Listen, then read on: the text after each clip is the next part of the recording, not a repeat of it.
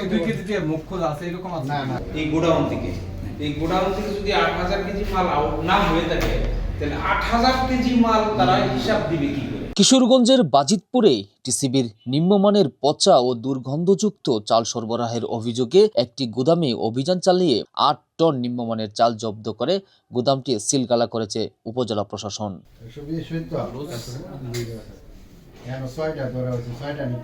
ঠিক আছে খোলা অবস্থা কয়টা?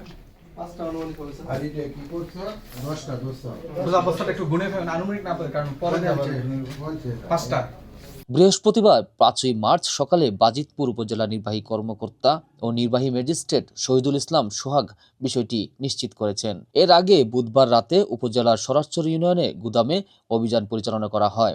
জানা যায়, গত 2 দিন ধরে সরারচর ইউনিয়ন পরিষদের গুদামে টিসিবির মাধ্যমে নিম্নমানের চাল বিক্রি করছিল TCB dealer messrs CM traders.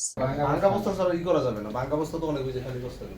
ওরা তো ভাঙ্গা বস্তা মানে মুখ খোলা আছে 1 কেজি 2 কেজি দিয়ে মুখ খোলা আছে এরকম আছে না এই গোডাউন থেকে যদি 8,000 কেজি মাল আউট না হয়ে থাকে তাহলে 8,000 কেজি মাল তারা হিসাব দিবে কি করে? ভোক্তারা চালের মান নিয়ে অভিযোগ করেন। তাদের অভিযোগ, চাল পচা ও দুর্গন্ধযুক্ত হওয়ায় তারা নিতে অস্বীকৃতি জানান। এরপরেও ডিলারের পক্ষ থেকে সেগুলো বিতরণ করা হচ্ছিল।